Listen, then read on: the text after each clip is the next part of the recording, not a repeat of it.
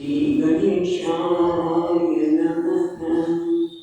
ॐ श्री सरस्वती नमः। ॐ श्री सद्गुरुभ्यो नमः। ॐ भागवत भगवान की जय। नमस्ते परमहंस स्वादित चरणकमलचिन्मकरन्दाय भक्तजनमानसनिवासाय श्रीरामचन्द्राय। वागीसायस्य वदने लक्ष्मी यस्य च वक्षसि यस्यास्ते हृदये संवित् तं नृसिंहमहं भजे। सच्चिदानन्दरूपाय विश्वोत्पत्त्यादिहेतवे तापत्रयविनाशाय श्रीकृष्णाय वयं नमः। नारायणं नमस्कृत्यं नरं चैव नरोत्तमं देवीं सरस्वतीं व्यासं ततो जयमुदीरये। श्रीकृष्णाय वासुदेवाय हरये परमात्मने प्रणतक्लेशनाशाय गोविन्दाय नमो नमः।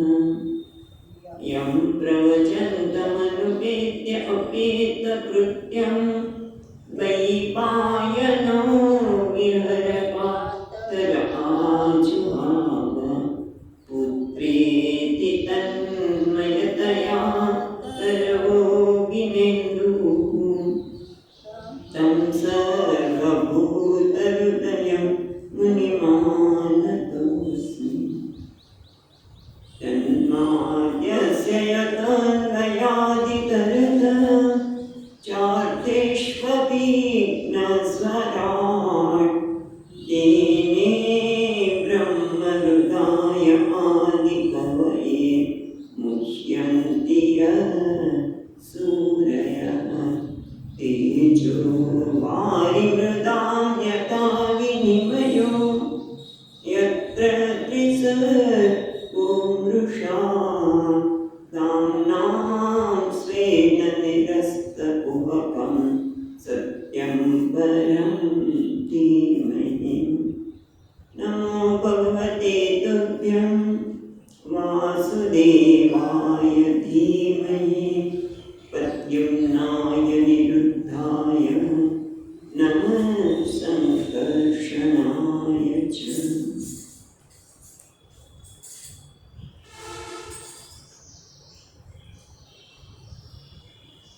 ગઈકાલે આપણે જોયું પ્રમાણે ભગવાને 4 શ્લોક દ્વારા આખું ભાગવત બ્રહ્માજીને જ્ઞાન આપી દીધું, જેમાં આપણે જોયું પ્રમાણે પરમાત્માનું તત્વ શું છે તે, બ્રહ્મ તત્વની વાત કરી, માયા તત્વનું વર્ણન અને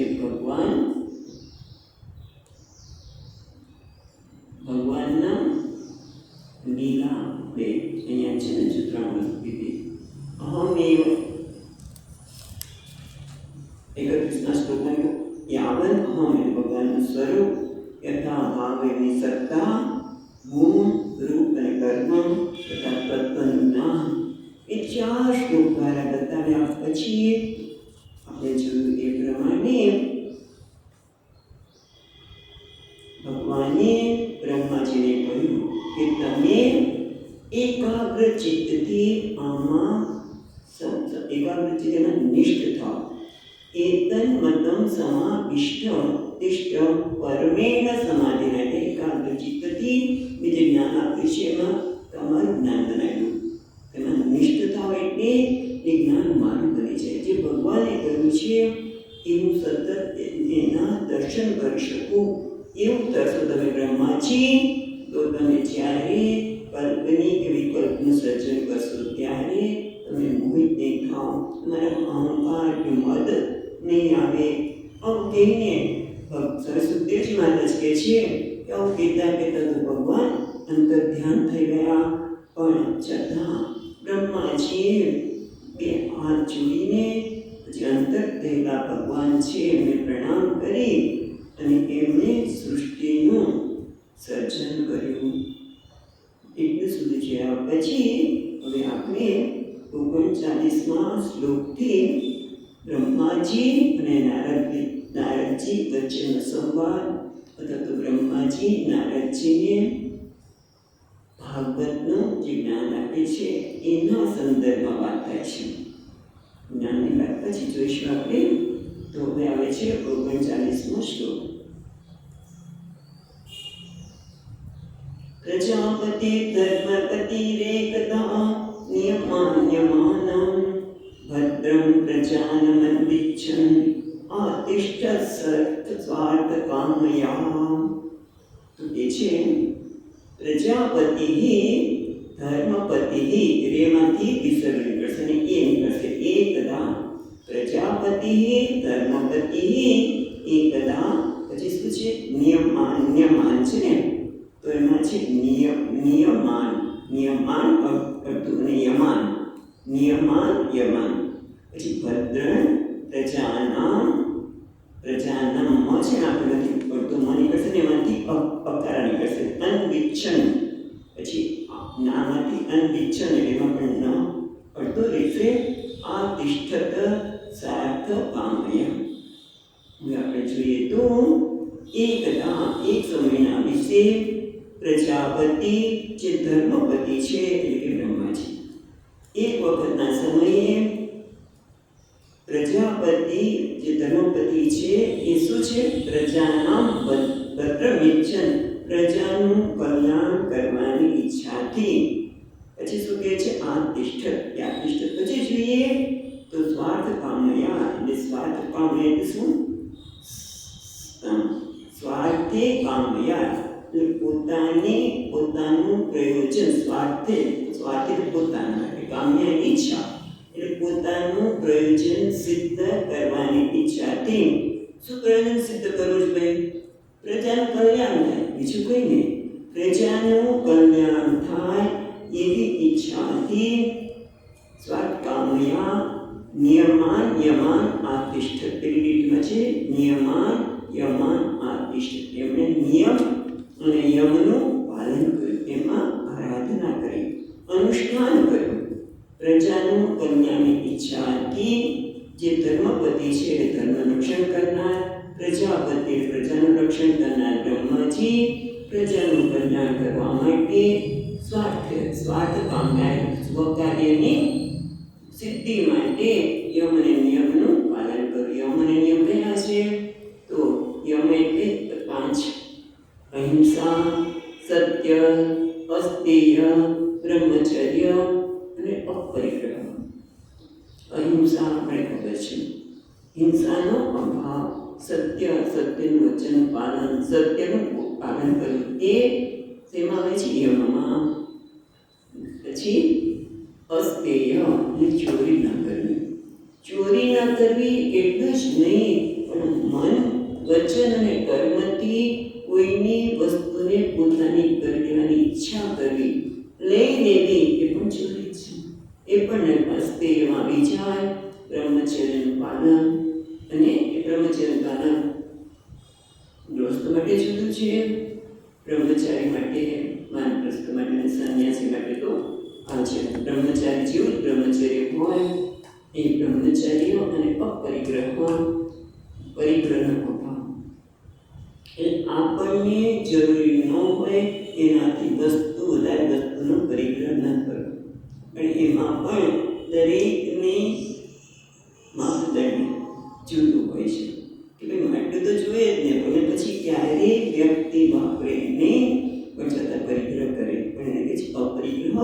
એ યમમાં આવે. નિયમમાં શૌચ, સંતોષ, તપ, સ્વાધ્યાય અને ઈશ્વર પરિધાન. આ બધું આપણે જોયેલું છે.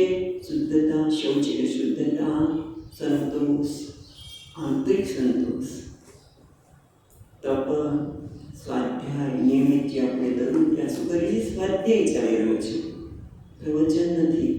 સ્વાધ્યાય દરેકે દરેક શબ્દને જોઈ રહ્યા છે અને એને આત્મસાત કર્યા છે. જોઈએ છે એવું નથી, સંતાને ખાલી શબ્દોને જોઈએ છે ને, પણ એની સાથે સાથે આપણે ખબર નથી કે આત્મસાત કરતા જાય છે અને ઈશ્વર પ્રેરણા, ઈશ્વરનું શરણ, ઈશ્વરની શરણાગતિ, એને નિયમ. આ બંને નિયમ અને નિયમનું કોણ બ્રહ્માજી પાલન કરવા લાગ્યા, અનુષ્ઠાન કરવા લાગ્યા. અને એ વખતે શું થયું તો કે છે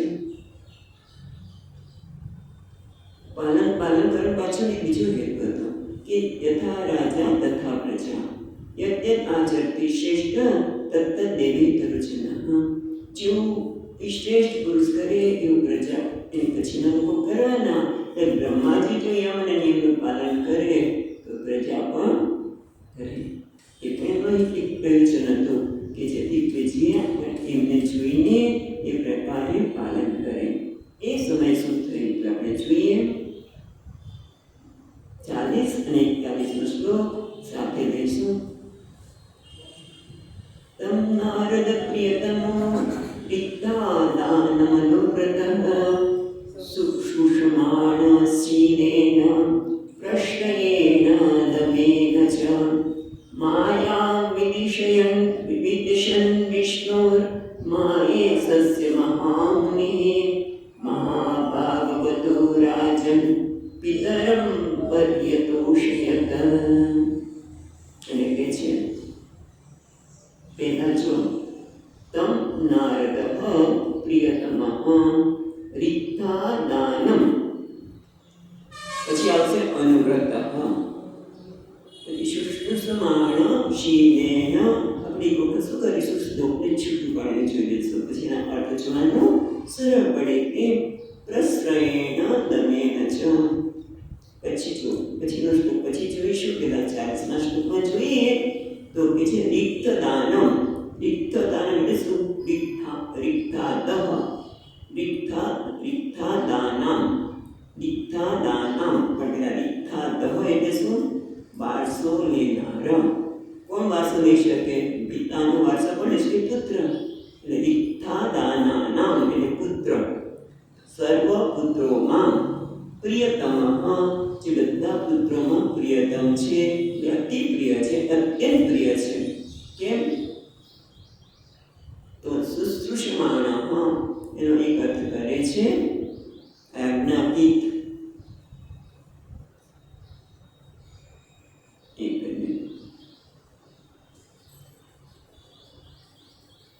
શુશ્રુષમાને સાંભળવાની ઈચ્છા પણ થાય, સેવા કરવાની ઈચ્છા પણ થાય. અને શીલેન એટલે એકવાર જોઈએ તો સર્વ પુત્રોમાં રિક્તા દાનામ એટલે પુત્રોમાં બહુ જ બધા પુત્રોમાં જે પ્રિયતમ છે, જે અતિ પ્રિય છે, તથા કેમ પ્રિય છે? આજ્ઞાપિત છે. શીલેન જીવન જીવે છે. પ્રશ્રયેણ એટલે સંયમ, પ્રશ્રય એટલે વિનયપૂર્વક. પ્રશ્રય પ્રશ્નેન સેવયા. ઉપનિષદમાં પ્રશ્રય એટલે વિનયપૂર્વક. તમે કોઈને પ્રશ્ન પૂછો, આમ કહી દો, પણ પ્રશ્રય વિનયપૂર્વક પૂછીએ, વિનયપૂર્વક અને દમેન એટલે સંયમપૂર્વક બ્રહ્મદેવની સેવા કરતા. તમ નારદજી પોતાના પિતાનો જે અતિ પ્રિય છે, જે સંયમપૂર્વક આજ્ઞાપિત પણ છે, જે સંયમપૂર્વક જીવન જીવે છે, વિનયપૂર્વક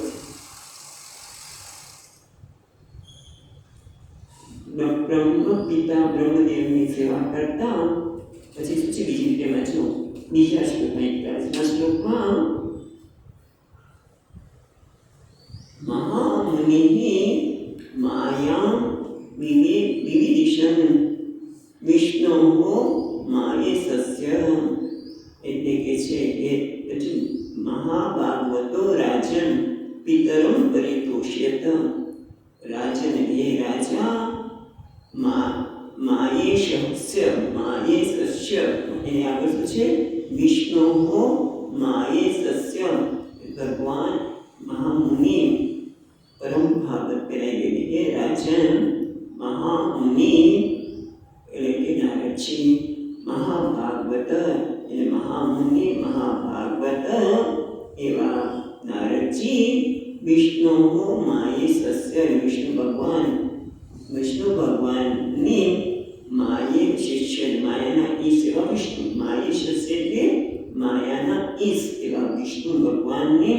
પછી માયા આગળ શબ્દ છે, જો પહેલો શબ્દ માયા વિવિધ શયન, માયાને જાણવાની ઈચ્છાથી એમણે પરિતોષયત, જાણવાની ઈચ્છાથી પહેલા તો પિતાને અત્યંત પ્રસન્ન કર્યા. પરિતોષ્યત એ પિતાને પ્રસન્ન કર્યા. પ્રસન્ન કરે તો પછી પ્રશ્ન પૂછી શકાય ને, એટલે પહેલા શું કર્યું કે સર્વપુત્રોમાં અત્યંત પ્રિય, આજ્ઞાકીત, શીલપૂર્વકવાળા, વિનયપૂર્વક અને સંયમી જીવન જીવનારા એવા ભગવાન પોતાના પિતાની સેવા કરતા કરતા એમણે પિતાજીને પ્રસન્ન કર્યા. પરિતોષિત પણ બધાની પાછળનો હેતુ શું હતો? સેવા કરવાની પાછળનો એ માયાને, ભગવાન વિષ્ણુની માયાને જાણવી હતી.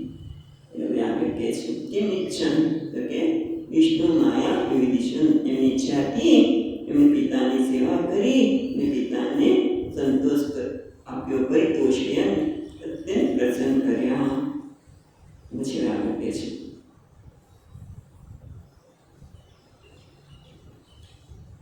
પેલા પ્રસન્ન કરવા પડે પછી પ્રશ્ન પૂછાય, બરાબર ને?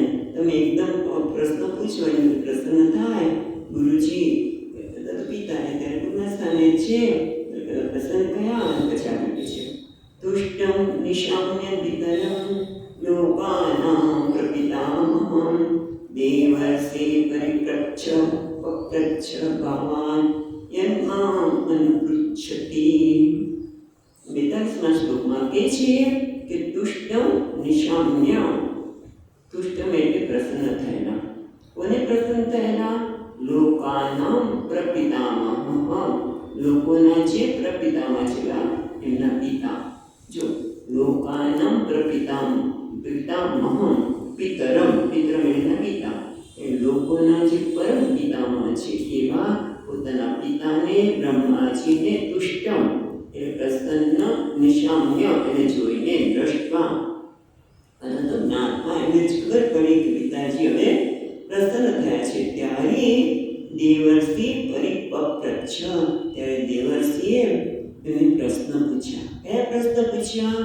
તો કે ભગવાન યન્મામ અનુપૃચ્છતિ, તમે સુખદેવજી કહે છે કે ભગવાન એટલે પરીક્ષિત, એ ભગવાન એ પરીક્ષિત તમે મને પ્રશ્ન કર્યા એવા જ પ્રશ્ન નારદજીએ બ્રહ્માજીને જ્યારે પ્રસન્ન થયા ત્યારે પૂછ્યું. પ્રસન્ન થયા પછી પ્રશ્ન પૂછવાથી મળશે. ત્યારે શું થયું? તો કે છે 43મા શ્લોકમાં કહે છે તસ્માદિદં ભાગવતં પુરાણં દશલક્ષણં પ્રોક્તં ભગવતા પ્રાહ પ્રીતિઃ પુત્રાય ભૂકૃત. તસ્માય તસ્મૈ તેમને ઇદમ ભાગવત પુરાણમ દશલક્ષણમ, આ ભાગવત જે પુરાણ જે 10 લક્ષણ છે. લક્ષણ એટલે લક્ષણ આપવા યોગ્ય પદાર્થો જેમાં છે તેવું. લક્ષણ જેના દ્વારા વસ્તુને જાણી શકાય. આપણે કહીએ આ દ્રષ્ટાંત વેદાંતમાં પ્રસિદ્ધ છે કે ગાય કોને કહેવાય? ગાય અને ભેંસમાં ફેરફેર પડે. ગાય કોને કહે છે? નવા છે જેને ખબર નથી કે ગાય કોને કહેવાય અને ભેંસ કોને કહેવાય. બંને 4 પગવાળા, આપણે એમ કહીએ 4 પગવાળું પ્રાણી એ ગાય છે. તો બધા આવી જાય. લક્ષણ એટલે કે બધાથી જુદું પાડે. એટલે કે શાસનમાન બહુ જેના ગળામાં ગોદડી છે બીજામાં નથી, એને ગાય કહેવાય. એટલે તરત એનું લક્ષણ કરે. એવી રીતે અહીંયા 10 લક્ષણ એ 10 લક્ષણ વાળું એ લક્ષણ દ્વારા યોગ્ય પદાર્થને જાણી શકાય. અને લક્ષણ 10 લક્ષણ દ્વારા પદાર્થ એ પદાર્થને નહીં, અહીંયા તો ભગવાનને અને બધાને જાણવા માટે અહીંયા લક્ષણ 10 લક્ષણ વાળું આ ભાગવત પુરાણ પ્રોક્તમ ભગવતા પ્રાહ પ્રીતઃ પુત્રાય ભૂકૃતઃ. ભૂતકૃત એટલે બ્રહ્માજી જે ભૂતની સર્જન કરનાર એટલે કે પ્રાણીનું સર્જન કરનાર એ બ્રહ્માજી પ્રીત પુત્રાય જે પિતા ભૂપુત્ર બ્રહ્માજી પ્રીત પ્રસન્ન થયેલા બરાબર પુત્રાય પુત્ર પર પ્રસન્ન થયા હોવાને લીધે એમના 10 લક્ષણવાળું ભાગવત પ્રોક્ત પ્રોક્તમ જ્યારે પુત્રએ એમને પૂછ્યું ત્યારે બ્રહ્માજીએ 10 લક્ષણવાળું ભાગવત કીધું. હવે જો ભગવાને 4 શ્લોકમાં ભાગવત કહ્યું, બ્રહ્માજીએ 10 લક્ષણવાળું ભાગવત કહ્યું. બીજો અર્થ વિસ્મંસી કરી છે એમ કે છે કે પ્રથમ 4 શ્લોકમાં સંક્ષિપ્તિ કહ્યું, પછી 10 લક્ષણવાળું એટલે કે 12 સ્કંદવાળું ભાગવત કહ્યું. એવું પણ અર્થ કરવામાં આવે છે. આ બધું કહેવાની પાછળનો હેતુ શું છે? તો કે આ જ્ઞાન છે કોણ સુખદેવજી મહારાજ કોને આપી રહ્યા છે? પરીક્ષિત મહારાજને. તો આ જ્ઞાન છે એ પરંપરા દ્વારા પ્રાપ્ત થયેલું સંપ્રદાય. આપણા શાસ્ત્રમાં ધર્મમાં એવું સંપ્રદાય દ્વારા જે જ્ઞાન પ્રાપ્ત થાય એ જ ખરેખર આપણે પ્રાપ્ત થયું છે. ભાઈ મેં મારી સાધના કરી, મને એમાં આ બધું દેખાણું છે માટે તમને કહું છું. સાધના નહીં, પરંપરા દ્વારા જે પ્રાપ્ત થયું છે, જેમ એ વ્યક્તિ જે જ્ઞાન આપે છે એ પણ ક્યારેક શિષ્ય બન્યો છે. આમ ગુરુ શિષ્ય પરંપરા દ્વારા આપવામાં આવેલું જ્ઞાન. અને પ્રથમ પરંપરાના ગુરુ કોણ? નારાયણ. એ પણ મહત્વનું છે. તો હવે એ સંપ્રદાયને બતાવતા 44માં શ્લોકમાં કહે છે, નારદ બ્રાહ્મણે સરસ્વત્યાસ્તટે ધ્યાયતે બ્રહ્મ પરમં વ્યાસાયામિ તેજસે.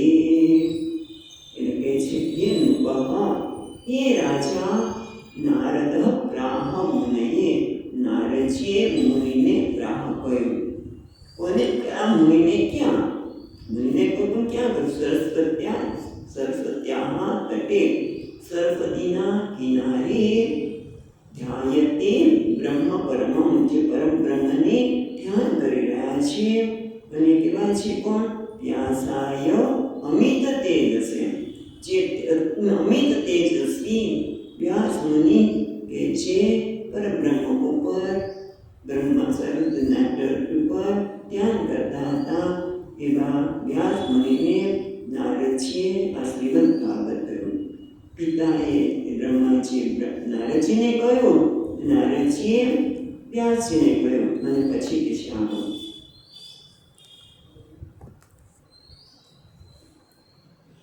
યદુતાહં ત્વયા પુષ્ટ વૈરાજાત પુરુષાદિદં યથાસિત તદાખ્યાસે પ્રશ્નાન અન્યાશ્ચ કૃત્સ્નસઃ. અને નારદજીએ એમને કહ્યું, અને વ્યાસજીએ વ્યાસજીએ સુખદેવજીને કહ્યું. એટલે સુખદેવજી કહે છે કે હું તને જે જ્ઞાન આપું છું એ મારું નથી, આ પરંપરાનું છે. એટલે કહે છે યદુતાહમ, એને છૂટું પાડીએ તો યદ ઉત્ત અહમ. યદ ઉત્ત અહમ, યદ ઉત્ત એટલે યદ્યપિ, જો કે અહમ ત્વયા પૃષ્ટઃ વૈરાજાત પુરુષાદિદં યથા આસિત તદ ઉપાખ્યાસે, ઉપાખ્યાસ્યામિ, પ્રથમ વિભક્તિ ઉપાખ્યાસ્યામિ પ્રશ્નાન અન્યાશ્ચ કૃત્સ્નસઃ. એટલે કે છે હું તને વિરાટ તે શું કહે છે? યદુતા અહમ ત્વયા પૃષ્ટ, એટલે યદ્યપિ, જો કે તે આમના પ્રશ્ન પૂછે છે. ત્વયા પૃષ્ટ, હે પરીક્ષિત, ત્વયા પૃષ્ટ, તમે જે પ્રશ્ન પૂછ્યા છે, અહમ ઉપાખ્યાસે, હું તમને બધા જ કહીશ. ઉપાખ્યાસ્યામિ, બરોબર? કેવી રીતે? યથા આસિત તદ્, જે રીતે તમે પ્રશ્ન પૂછ્યા છે એમાં જેમ જેમ ક્રમ આવતો જશે એ પ્રમાણે હું કહીશ. પણ કયો પ્રશ્ન પૂછ્યો તો? વૈરાજાત પુરુષાદિદં, વિરાટ પુરુષમાંથી આ જગત ઉત્પન્ન થયું. અને એ સિવાય પ્રશ્ન અન્યાશ્ચ કૃત્સ્નસઃ, એટલે તમે પ્રશ્ન પૂછ્યા તે બધાનો ઉત્તર હું હવે તમને આપું છું. તમે સાંભળો કે ભાગવતની વાત થાય છે. इति श्रीमद्भागवते महापुराणे परमहंस्यां संहितायां द्वितीयस्कन्धे नवमोऽध्यायः। कृष्णार्पणमस्तु। આ રીતે બીજા સ્કંદનો નવમો અધ્યાય ત્યાં પૂર્ણ થાય છે. ભગવાનના ચરણમાં, સુખદેવજી મહારાજના ચરણોમાં આ પરંપરાને સમર્પિત કરીએ છીએ. હવે આપણે 10મા સ્કંદમાં આવીએ. તતો ભાગવત વ્યાખ્યાદ્વારેવ દસેમ સ્ફુટમ. એટલે 10મા અધ્યાયમાં શું આવવાનું છે? તો અહીંયા એ છે ટીકાકાર કે 10મા અધ્યાયમાં શ્રીમદ ભાગવતની વ્યાખ્યા દ્વારા પરીક્ષિત રાજાના પ્રશ્નો ઉત્તર આવશે. સાથે સાથે પ્રારંભમાં જે 10 લક્ષણવાળું ભાગવત છે એની પણ વાત કરવામાં આવશે. તો આપણે જોઈએ. હવે પહેલો શ્લોક 10મા અધ્યાયનો પહેલો શ્લોક. તત્ર સર્ગો વિસર્ગશ્ચ સ્થાનમ પોષણમૂર્તયઃ મન્વંતરેશાનુકથા નિરોધો મુક્તિરાશ્રયઃ. પહેલા સુખદેવજી મહારાજ 10 લક્ષણની વાત કરે છે. કઈ છે? તો અત્ર, અહીંયા એટલે કે શ્રીમદ ભાગવતમાં પહેલું છે સર્ગ. હજુ છે જોતા જામ જોતા. વિસર્ગ, સ્થાનમ, પોષણમ, ઉતયઃ. બરાબર, પાછું ઉતયઃ. મન્વંતર, મન્વંતરેશાનુકથા. એનું જુદું પાડવાનું છે. બંધ સમાસ છે. મન્વંતર અને ઈશાનું કથા એટલે 7. પછી નિરોધ 8, મુક્તિ 9 અને આશ્રય. થોડુંક એના વિશે જોઈએ, કારણ કે અમે તો કહેવાના જ છીએ, પણ છતાં જરા જોઈએ તો સ્વર્ગ પહેલું. સ્વર્ગ એટલે ઇન્દ્રિયો, મન, એના તત્વો, તત્વની તન્માત્ર, આ બધાનો જન્મ થવો, એનું નામ છે સર્ગ.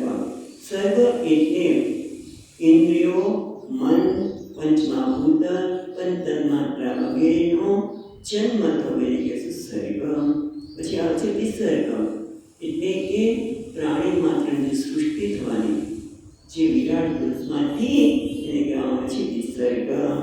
પછી આવે છે સ્થાનમ, એટલે કે સ્થિતિ.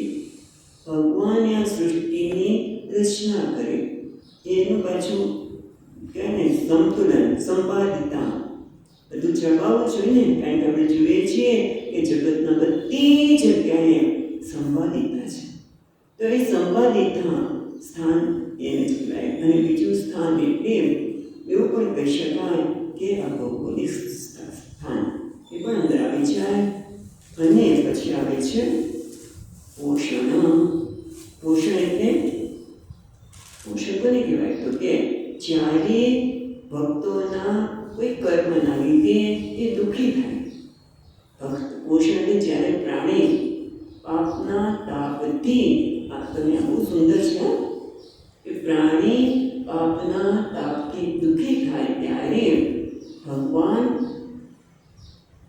શું કરે છે? કોઈ સંતનો સમાગમ કરાવી આપે, કોઈ સદગ્રંથનો સમાગમ કરાવી આપે, અને એ રીતે ભક્તનું પોષણ કરે છે અને દુઃખમાંથી દૂર કરે છે, એના પર અનુગ્રહ કરે છે. અને ક્યારેક તો અવતાર લઈને પોતે, ક્યારેક ભગવાન અવતાર લઈને પોતાના નામ દ્વારા, રૂપ દ્વારા, ઉપાસના દ્વારા પોષણ કરે છે. એનું નામ છે પોષણ. પછી આવે છે ઉદય. ઉદય એટલે વાસના, કર્મની વાસના કે જેના દ્વારા જીવ બંધાય છે. પછી આવે છે મન્વંતર, એટલે મન્વંતરની કથા. મન્વંતર ઈશાન કથા. મન્વંતર એટલે મન્વંતરના અધિપતિ મનુ, એમને એ પોતે પ્રજાનું જે પાલન કરે છે, પોતે જ ઉપાસના કરી, બધું એમાં આવે. અને ઈશ કથા, જેમાં ભગવાનના ચરિત્ર, ભક્તોના ચરિત્ર, એ બધાને ઈશ કથા કહેવામાં આવે છે. પછી આપણે જોવાના છીએ, પણ પેલા જોઈએ. અને પછી આવે છે નિરોધ, એટલે લય. ભગવાન જ્યારે શ્રેષ્ઠ સૈયા પર સૂઈ જાય ત્યારે બધાના જીવોના સાથેનો એમાં લય થઈ જાય છે અને નિરોધ કહે છે. અને મુક્તિ એટલે મુક્તિ પણ બહુ સુંદર છે. મુક્તિ એટલે જ્યારે એ પણ આવશે કે જ્યારે આ જીવ અહંકાર મમકાર એ બધાનો ત્યાગ કરી દે છે અને પોતાના સ્વરૂપમાં સ્થિતિ કરે છે. એનું નામ છે મુક્તિ. આશ્રય, બરોબર. આશ્રય એટલે પોતાના ચિન્માત્ર સ્વરૂપમાં સ્થિતિ અને મુક્તિ. અને આશ્રય એટલે વેદાંતિક ભાષામાં કહીએ તો અધિષ્ઠાનનું જ્ઞાન અથવા તો પરમાત્માનું જ્ઞાન. એટલે એ પછી આને વિસ્તારથી આવે છે ત્યારે આપણે જોઈશું કે આશ્રય કોને કહેવાય. હવે આપણે પાછળ બધા શ્લોકમાં થોડું થોડું બતાવીએ છીએ, એ આપણે જોતા જઈએ. પણ બીજો શ્લોક છે એમાં જ્યારે પ્રશ્ન થયો, શંકા એ થઈ કે તમે 10 લક્ષણ બતાવો છો પણ ખરેખર તો 9 લક્ષણ છે, 10 નથી. તમે 10 લક્ષણ કેમ કહો છો? અહીંયા પણ આગળ 10 લક્ષણની જ વાત કરી, પણ છતાં 10 ને કેમ 9 કેમ? 9 જ છે તો કે હા. તો 10 કેમ કહેવામાં આવે છે? તો આગળ બીજા શ્લોકમાં એની સ્પષ્ટતા કરતા સુખદેવજી કહે છે, દસમસ્ય વિશુદ્ધ્યર્થમ નવાનામ ઇહ લક્ષણમ વર્ણયન્તિ મહાત્માનઃ શ્રુતેનાર્થેન ચાંચસા. એટલે કે બરાબર છે, ભાગવતમાં 10 લીલાઓ છે. એમાં 10મી છે આશ્રય લીલા, 10નું છે આશ્રય. દસમસ્ય વિશુદ્ધ્યર્થમ એ 10મી જે આશ્રય લીલા છે એના વિશુદ્ધ્યર્થમ એટલે તત્વજ્ઞાનાર્થમ, એના તત્વના જ્ઞાન માટે નવાનામ ય લક્ષણ. 9 છે ને એ 10માની પ્રાપ્તિ માટે છે. 9 જે લક્ષણ છે એ 10માં એનાથી થાય છે વિશુદ્ધિ થાય છે, એનાથી શુદ્ધિ થાય. અને તત્વની 10માં જે તત્વનો આશ્રય છે એના માટે વર્ણયંતી, બીજી લીટીમાં કહે છે વર્ણયંતી મહાત્મના, મહાત્મા લોકો શેના માટે? શ્રુતેન અર્થેન. એટલે કે છે શ્રુતેન શ્રુત્યા એવ શ્રુત્યાદિ સ્થાનેષુ, શ્રુતિ એટલે વેદ દ્વારા, શ્રુતિ વગેરે દ્વારા, અને પછી અર્થેન એટલે કે જુદા જુદા આખ્યાનો. અર્થનો અર્થ અહીંયા કરે છે જુદા જુદા આખ્યાન દ્વારા. એ આખ્યાન પણ શેના માટે છે? તાત્પર્ય. કારણ કે વાર્તા છે, આખ્યાન એટલે વાક્ય. જેમ આપણે નચિકેતા અને યમરાજ વચ્ચેનો સંવાદ થયો જેને આખ્યાન કહેવાય, તો એની પાછળનું તાત્પર્ય શું છે કે નચિકેતા એટલે અધિકારી કેવો હોય અને ગુરુ પણ કેવા હોય એ આપણને એના દ્વારા જાણવા મળે. અને કંઈ તાત્પર્ય એટલે અહીંયા પણ સ્તુતેન એટલે સ્તુતિ દ્વારા, વેદની સ્તુતિ દ્વારા, અને અર્થેન એટલે જુદા આખ્યાન દ્વારા જે તાત્પર્ય છે એ સમજાવીને મહાત્માઓ આ 9નું વર્ણન કરે છે કે જેથી 10મો આશ્રય છે એનું તત્વનું જ્ઞાન થઈ શકે. એના માટે જ આ બધા કહેવામાં આવે છે. હવે આપણને એક પછી એક લક્ષણ બહુ ટૂંકામાં બતાવે છે. તો ત્રીજા શ્લોકમાં આપણને સર્ગ અને વિસર્ગનું લક્ષણ બતાવતા કહે છે, ભૂતમાત્રેન્દ્રિય ધીયાં જન્મ સર્ગ ઉદારુતઃ બ્રહ્મણો ગુણ વૈષમ્યાત વિસર્ગ પૌરુષ સ્મૃતઃ. સર્ગની લાંબી વ્યાખ્યા કરે છે, વિસર્ગને 3 શબ્દમાં કરી દે છે. તો પહેલા આપણે જોઈએ બ્રહ્મણઃ. બીજી લીટીમાં જો પહેલા પેલી જુદી પાડી તો ભૂત માત્ર ઇન્દ્રિય ધીયાં 3 શબ્દ છે. ભૂત માત્ર ઇન્દ્રિય ધીયાં જન્મ સર્ગ ઉદાહૃતઃ. સર્ગ ઉદાહૃત, સર્ગ કહેવામાં આવે છે, ઉદાહૃતઃ કહેવામાં આવે છે. પણ પછી શું છે બીજી લીટીમાં? બ્રહ્મણઃ ગુણ વૈષમ્યાત. બરાબર. પછી વિસર્ગ પૌરુષ સ્મૃતઃ એ 3 શબ્દમાં વિસર્ગ પૌરુષ સ્મૃતઃ. સ્મૃતઃ એટલે કહેવામાં આવે છે. તો કહેવામાં આવે છે, સ્મૃતઃ સાંભળવામાં આવે છે, કહે છે. તો પહેલાં તો આમ કેટલું પહેલી લીટી અને બીજી લીટીના બે પેલું ચરણ, પહેલાં બીજે ચરણને જોઈશું તો બ્રહ્મણઃ ગુણવૈષમ્યાત. બ્રહ્મણઃ ગુણવૈષમ્યાત એટલે કે ગુણવૈષમ્યાત પરબ્રહ્મ. બ્રહ્મણ એટલે પરબ્રહ્મ પરમાત્માના પ્રેરણાથી. બ્રહ્મણઃ અહીંયા નિર્બળ પ્રેરણાથી શું થાય છે? ગુણવૈષમ્યાત એટલે ગુણોમાં વિષમતા આવે છે. કયા ગુણોમાં? સત્વ રજસ તમસ જે સમાન માતા એની વિષમતા એટલે ગુણનું બધું ઓછું ગુણનું આધિક્યમ. વિષમતાને કારણે શું થાય છે? પેલી કેમ જોવાનું ભૂત માત્રા એટલે પંચમહાભૂત. જો ભૂત માત્રા બે આવશે, ભૂત અને માત્રા એટલે તન માત્રા. પંચમહાભૂત પંચ તન માત્રા ઇન્દ્રિય અને ધ્યાનમાં છે ને મહત્તત્વ અને અહંકાર બધું આવી જશે. એનો જન્મ જન્મ એટલે ઉત્પત્તિ એને સર્ગ ઉદાહરણ કરતા. આમ જોવા જાવ તો કદી ખબર ન પડે પણ જો અન્વય થાય તો સ્પષ્ટ થાય છે. અને પછી શું કહે છે? નિસર્ગ પૌરુષ સ્મૃતઃ. પૌરુષ એટલે શું? પુરુષ વૈરાજ્યાત કૃત પૌરુષશ્ચ ચરાચર વિસર્ગ. વિસર્ગ એટલે જે વિરાટ પુરુષ છે. વિરાટમાંથી જે બ્રહ્મા છે પૌરુષ પાછળ શબ્દ છે. જો પૌરુષ સ્મૃતઃ. પૌરુષ એટલે ચરાચર. આ ચર અને અચર જે દુનિયા છે એને જે સર્જન કર્યું એને વિસર્ગ કહે. ધ્યાન આવે છે?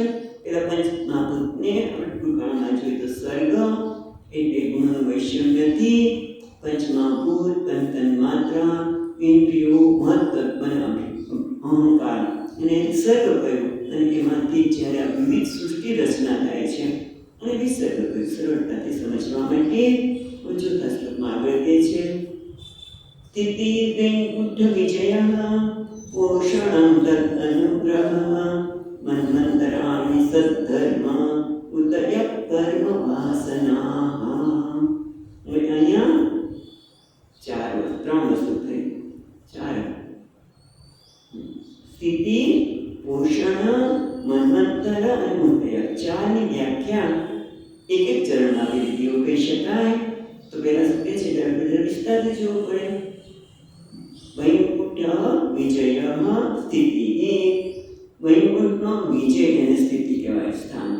એ તો બરોબર સમજાય નહીં એટલે આપણે ટીકાકાર જ મદદ કરીએ. વૈકુંઠ વિજય એટલે શું? વૈકુંઠસ્ય એટલે ભગવતઃ વિજય. વિજય એટલે શું? શુષ્ટાનાં તત્તદ મર્યાદા પાલનેને ઉત્કર્ષ. સ્થિતિ એટલે સ્થાન. એટલે વિજય એટલે શું? ભગવાન વૈકુંઠ એટલે ભગવાન. ભગવાને આજે સૃષ્ટિનું સર્જન કર્યું છે અને સર્જનમાં આપણે જોઈએ તો શું થાય છે?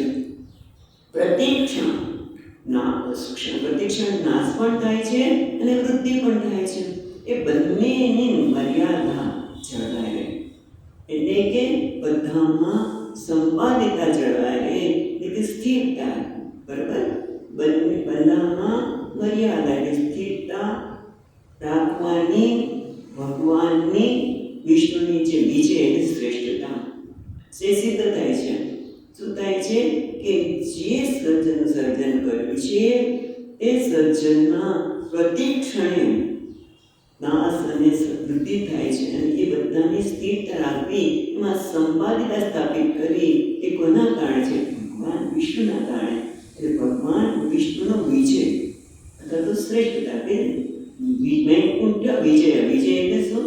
શ્રેષ્ઠતા અથવા તો શ્રેષ્ઠતા અથવા તો વિજય કહે એ સિદ્ધ થાય છે. એને સ્થાન થતું સ્થિતિ કહેવામાં આવે છે. કહેવાય કેટલું સુંદર એક જ આટલા ઓલામાં કહી દીધું. પણ આપણે કોણ સમજાવે? આનંદ. પછી કહે છે પોષણ તદ અનુગ્રહ. અને તદ અનુગ્રહ તેમના પર અનુગ્રહ કરવો નામ પોષણ. આપણે જોયું વિસ્તારથી હમણાં જ કે પોષણ એટલે કોના પર અનુગ્રહ કરવો? જે ભક્તો છે એને ક્યારેક કામ પાપ કર્મ પણ આવી જાય, એના લીધે દુઃખ થાય તો એને સદગ્રંથનું સમાપન કરવું. આપણે જોઈએ છે કે ઘણી વખત એવા દુઃખી થઈ ગયા હોય ત્યારે અચાનક જ કોઈ સુંદર પુસ્તક હાથમાં આવી જાય અને વાંચીને આપણું દુઃખ ઉડી જાય. સદગ્રંથનો સમાપન કરવો સત્પુરુષોનો સત્સંગ કરાવો અને કાં તો ભગવાન પોતે જ આવીને આપણું દુઃખ દૂર કરે. આ બધાને શું કહેવામાં આવે છે? તદનુગ્રહ. એનું નામ છે પોષણ. પછી કહે છે મન્વંતરાણી સદ્ધર્મ. મન્વંતર એટલે શું? તો મન્વંતરાણી સદ્ધર્મ. સદ્ધર્મ એટલે શું? તો કે મન્વંતરના અધિપતિ જે છે એટલે આપણે એને મનુ કહીએ છીએ ને. સામાન્ય મન્વંતરના અધિપતિને મનુ કહીએ છીએ. એનો સદ્ધર્મ, એનો ધર્મ. સદ્ધર્મ શું છે? એક તો ભગવાનની ભક્તિ કરવી અને બીજું પ્રજાનું પાલન કરવું. સારામાં સારું પ્રજાનું પાલન પણ કેવી રીતે થાય? પોતાની ભક્તિ, પોતાના આચરણ એ બધા દ્વારા, અને એ સિવાય પણ પ્રજાની જે કંઈ જરૂરિયાતો હોય એ બધા પ્રકારની જરૂરિયાતનું પોષણ કરવું, એનું ધ્યાન રાખવાનું નામ છે સદ્ધર્મ.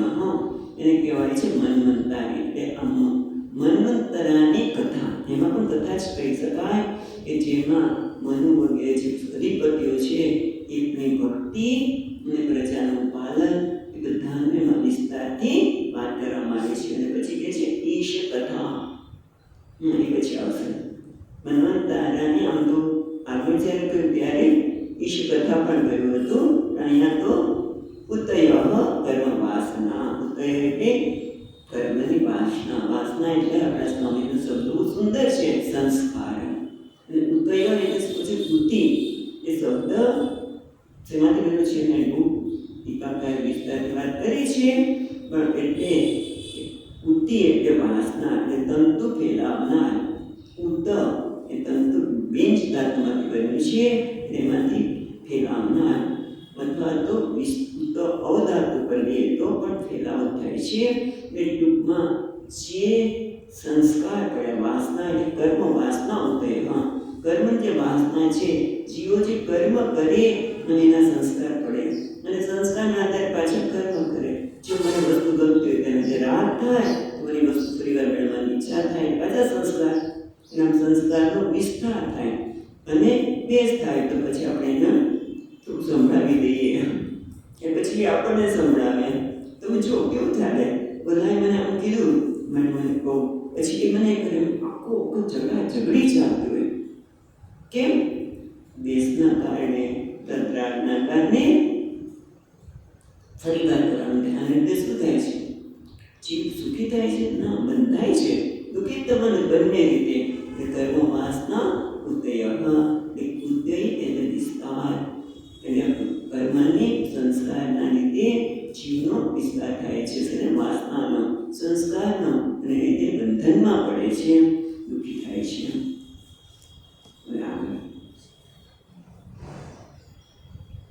હવે ઈશ કથા બની ગઈ છે. એ કહે છે આખા શ્લોકમાં અવતારામ ચરિતમ હરિશ્ચાસ્યનુવર્તિનામ પુંસામ ઈશ કથા પ્રોક્તા નાનાખ્યાનોપગૃંહિતાઃ. એટલે છે અવતાર અનુચિંતનમ હરેહે. પેલા છે બીજી વ્યક્તિમાં, બીજા ચરણમાં હરિશ્ચ અસ્ય અનુવર્તિનામ. બરાબર? તો એ છે હરિહે અવતાર અનુચરિતમ. શ્રી હરિના અવતાર અને એના અનેક ચરિત્રો. પછી અસ્ય અનુવર્તિનામ. અસ્ય કોણ છે? ભગવાન. હરિહે અનુવર્તિનામ. ભગવાનનું જે અનુવર્તન કરે છે, અનુસરનાર ભક્તજનો. નાના ઉપાખ્યાન બ્રહ્મિતામ. અનેક પ્રકારના ઉપાખ્યાન દ્વારા વૃદ્ધિ પામેલું. ઉપબ્રહ્મિતામ વિસ્તાર થયેલું, વૃદ્ધિ પામેલું. પુંસામ પ્રોક્તાઃ. પુંસામ ઈશ કથા પ્રોક્તા. એને ઈશ કથા કહેવામાં આવે છે. ઈશ કથા એટલે અવતાર, ભગવાનને અવતાર, એનું ચરિત્ર અને ભક્તોના ઉપાખ્યાન, ચરિત્રના ઉપાખ્યાન ઈશ કથા કહેવામાં આવે છે. હવે આવે છે નિરોધ અને મુક્તિ બનેલી છે છઠ્ઠા શ્લોકમાં. નિરોધસ્યાનુશયનમ આત્મન સશક્તિવિહે મુક્તિર્હિત્વાન્યથારૂપમ સ્વરૂપેણ વ્યવસ્થિતિઃ. એટલે કે નિરોધ અસ્ય કાઢીએ. નિરોધ અસ્ય યસ્યા છે ને યસ્ય નીકળશે અ નીકળશે અનુશયનમ મામાંથી અનુશયનમ પછી આ નીકળશે આત્માનઃ સહ શક્તિભિઃ. જોશો તો તમને સંસ્કૃતિ આવવા મળશે. મુક્તિ હિત્વા છે મુક્તિ હિત્વા પછી એમાંથી અ નીકળશે હિત્વામાંથી અન્યથા રૂપમ સ્વરૂપેણ વ્યવસ્થિતિઃ. તો પેલી રીતિમાં નિરોધની વાત કરતા કે છે યસ્ય અનુસયનમ જેનું પ્રિય યસ્ય એટલે આપણે ભગવાનની વાત કરી એટલે આગળના શ્લોકમાં એટલે અસ્ય એટલે આ એટલે હરિ ભગવાનનું અનુશયનમ એટલે યોગ નિદ્રા. જ્યારે ભગવાન યોગ નિદ્રામાં જાય છે ત્યારે આત્મનઃ સશક્તિભિઃ આત્મનઃ એટલે અહીંયા જીવ છે એ બધા જ પ્રકારના સંસ્કાર સાથે શક્તિ એટલા પ્રકારના શક્તિ સાથે ભગવાનની સાથે ગઈ થઈ જાય છે અને કહેવામાં આવે છે નિરોધ એટલે ભગવાન જ્યારે યોગ નિદ્રામાં જાય છે ત્યારે બધા જીવો પોતાના સંસ્કાર સાથે અહીંયા શક્તિ કીધું બધાની સાથે એમાં લઈ થઈ જાય છે એને નિરોધ કહેવામાં આવે છે. પણ મુક્તિ કોને કહે છે? મુક્તિ હિત્વા અન્યથા રૂપમ અન્યથા રૂપમ હિત્વા એટલે ત્યાગ કરો એટલે છોડી દેવું. કયા અન્યથા રૂપમ?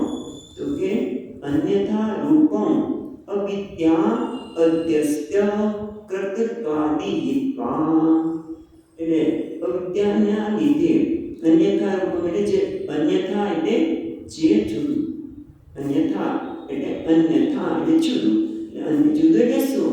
એટલે અવિદ્યાના લીધે જે આરોપિત કર્તૃત્વ ભોક્તૃત્વ જે છે ને આત્મામાં પોતાના સ્વરૂપમાં કર્તા પણ છે જ નહીં. હું કહ્યું અભિમાન એટલે કર્તા માનીએ પછી અભિમાન મત બધું આવે પણ કર્તૃત્વ એટલે કર્તૃત્વ ભોક્તૃત્વ વગેરે ઉપાધિના જે ધર્મને મારા માનવા આ શરીરના ધર્મને હું માનું અને શરીરના ધર્મમાં તો શું છે ક્યારેક વિમાન થાય શરીર બાળપણ વિમાન બધાને હું માનું અને એનામાં રહેલા બધા જ ગુણને મારા માનવા એને હિત્વા એનો ત્યાગ કરો. કેમ? કારણ કે બધા અજ્ઞાનના કારણે છે સત્ય નથી અને એટલા માટે સ્વરૂપેણ વ્યવસ્થિતિઃ પછી શું કહે છે? સ્વરૂપેણ વ્યવસ્થિતિઃ એ સ્વરૂપ એટલે બ્રહ્મતયા વ્યવસ્થિતિ અને બ્રહ્મમાં સ્થિતિ બ્રહ્મ જે સ્વરૂપ છે અકર્તા અભોક્તા તો ત્યાં કર્તૃત્વ બધાને અધ્યાત્મિક કહ્યું જ્ઞાનના લીધે એટલે પોતે અકર્તા છે અભોક્તા છે એવા સ્વરૂપમાં બ્રહ્મ સ્વરૂપમાં સ્થિતિને શું કહે છે? સરી ચર્ચા ચાલે છે મુક્તિ એને મુક્તિ કહેવામાં આવે છે. બરાબર મુક્તિ હિત્વા અન્યથા રૂપમ જે અન્યથા રૂપ છે જે કર્તૃત્વ ભોક્તૃત્વ છે એને હિત્વાનો ત્યાગ કરીને સ્વરૂપેણ વ્યવસ્થિતિ પોતાના સ્વરૂપમાં સ્થિતિ કરવી એને મુક્તિ કહેવામાં આવે છે. હવે શું બાકી રહ્યું? આશ્રય. આશ્રયને સમજાવવું પડે ને બહુ સુંદર રીતે સમજાવે છે. 7મા શ્લોકમાં કહે છે આભાસશ્ચ નિરોધશ્ચ યતશ્ચાદ્યવસીયતે સ આશ્રય પરમ બ્રહ્મ પરમાત્મેતિ સપ્યતે. જો કે આશ્રયને હજી વિસ્તારથી સમજાવવાના છે. ભગવાન કંઈક જ મુખ્ય છે એના માટે કહે છે આભાસશ્ચ નિરોધશ્ચ યતઃ ચ અધ્યવસીયતે અધિ અવશ્યતે એટલે પ્રકાશિત થાય. અધિ અવશ્યતે એ પ્રકાશિત થાય છે. સ આશ્રય પરબ્રહ્મ એ જે આશ્રય છે એ પરબ્રહ્મ પરમાત્મા એને આશ્રય દ્વારા સભ્યતે આશ્રય શબ્દથી કહેવામાં આવે છે. પણ પેલા આભાસ અને નિરોધ તો સમજવું પડશે કારણ કે છે આભાસ નિરોધશ્ચ યતઃ જેમાંથી યશ્ચ અધ્યવસીયતે એટલે અધ્ય પ્રકાશિત થાય છે. શું પ્રકાશિત થાય છે? આભાસ. આભાસ એટલે સૃષ્ટિ. અને નિરોધ એટલે લય. કારણ કે હમણાં નિરોધની વ્યાખ્યા જોઈએ આપણે. નિરોધ એટલે લય, એ જગતની સૃષ્ટિ, અને લય એટલે પ્રલય. જ્યાં ભગવાનના બધા સમાઈ જાય છે તે યતઃ ચ અધ્યવસ્યતે, અને જે યત જેમાંથી જેનાથી પ્રકાશિત થાય છે. એટલે કે ટૂંકમાં આ સૃષ્ટિ અને સૃષ્ટિના બધા જ કાર્યો અને લય પ્રલય એ બધા જેનાથી પ્રકાશિત થાય છે. કોનાથી પ્રકાશિત થાય છે? તો કે પરમાત્માથી. પરબ્રહ્મ પરમાત્માના લીધે જ આ બધું પ્રકાશિત થાય છે તે જણાય છે. સૃષ્ટિનું દરેક ઘટના બધું આપણે મેં જાણું છું ઇન્દ્રિય દ્વારા. એના માટે વિસ્તારથી કહેશે કે હું જાણું છું, માનીએ છીએ, પણ ખરેખર કોના લીધે જણાય છે? પરમાત્મા લીધે. અધ્યવસ્ય તે પ્રકાશ કરે છે, પ્રકાશિત કરે છે એ પરબ્રહ્મ પરમાત્માને આશ્રય શબ્દથી કહેવાય. સપરબ્રહ્મ તે પરબ્રહ્મ પરમાત્મા આશ્રય શબ્દતે. એટલે શું થયું અર્થ? કે આશ્રય સ્વરૂપે આશ્રય છે એટલે કે સૃષ્ટિ અને પ્રલય જેનાથી પ્રકાશિત થાય છે તે પરબ્રહ્મ પરમાત્માને આશ્રય. તેને આશ્રય કહે છે જે પરબ્રહ્મ પરમાત્મા છે. એવું થયું ને? તેને આશ્રય કહે છે જે પરબ્રહ્મ પરમાત્મા છે. પણ એ આશ્રય સ્વરૂપે અપરોક્ષ અનુભવ સ્પષ્ટ કરવા માટે હવે આપણને અહીંયા ટીકાકાર બતાવે છે કે પ્રત્યેક દેહમાં અંતર્યામી રૂપે રહેલા દેહને કેવળ આશ્રય કેટલાક ક્યાં બતાવે છે કે પ્રત્યેક દેહની અંદર આશ્રય કોણ છે?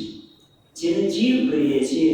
જીવ એટલે જ્યાં દેહને ધારણ કરે છે. જીવ દેહ ધારણા, પ્રાણ ધારણા મતલબ જીવ પ્રાણ ધારણા, જે પ્રાણને ધારણ કરે છે. પણ પ્રાણ ક્યારે જણાય? જ્યારે દેહ હોય ત્યારે.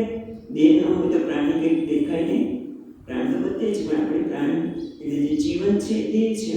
અને એટલા માટે અહીંયા સમજાવે છે આશ્રય એટલે આશ્રય રૂપે અપરોક્ષ અનુભવ દ્વારા સ્પષ્ટ દર્શાવવા માટે પહેલા આધ્યાત્મિક વગેરે વિભાગો દર્શાવે છે. આધ્યાત્મિક, આદિ દૈવિક, આદિ ભૌતિક એ વિભાગ દર્શાવે છે. એટલે કે પ્રત્યેક દેહની અંદર અંતર્યામી રૂપે રહેલા એ દેહના આશ્રયરૂપ આધ્યાત્મિક, આદિ દૈવિક, આદિ ભૌતિક પુરુષને એ શ્લોકમાં દર્શાવે છે.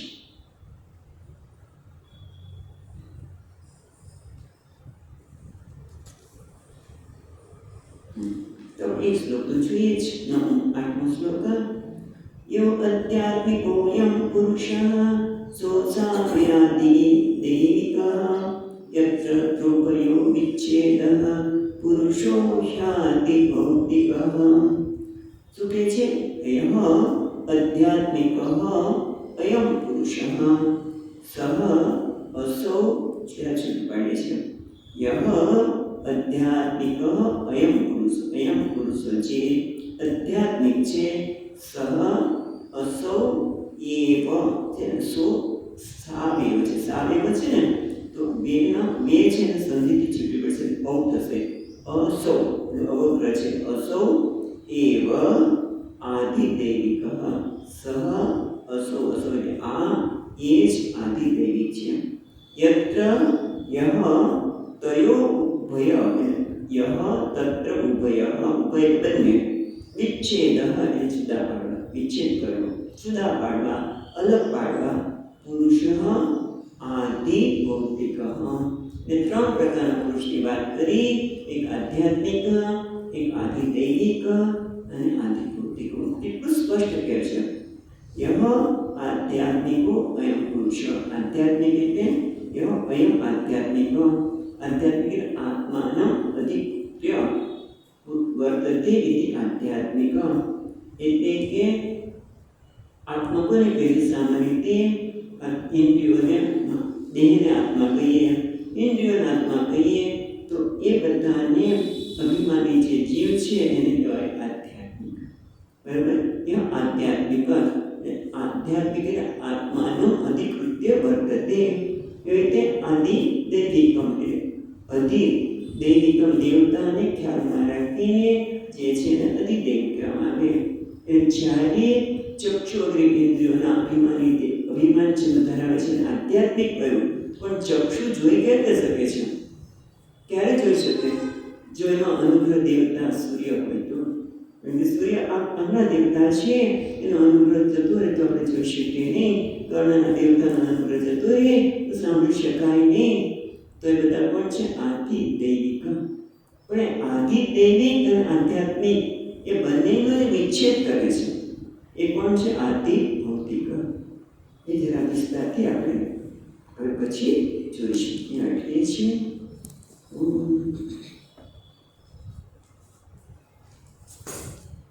સચ્ચિદાનંદ રૂપાય વિશ્વોત્પત્યાદિ હેતવે તાપત્રય વિનાશાય શ્રી કૃષ્ણાય વયં નમઃ. યં પ્રવચन्तમનુપેત્ય અપેતકૃત્યં વૈપાયનો વિહરતા તર આજુહાવ. પુત્રેતિ તન્મયતયા તરવો વિનેન્દુઃ तं સર્વભૂતહૃદયં મુનિમાનતોऽસ્મિ. ઓમ શાંતિ શાંતિ.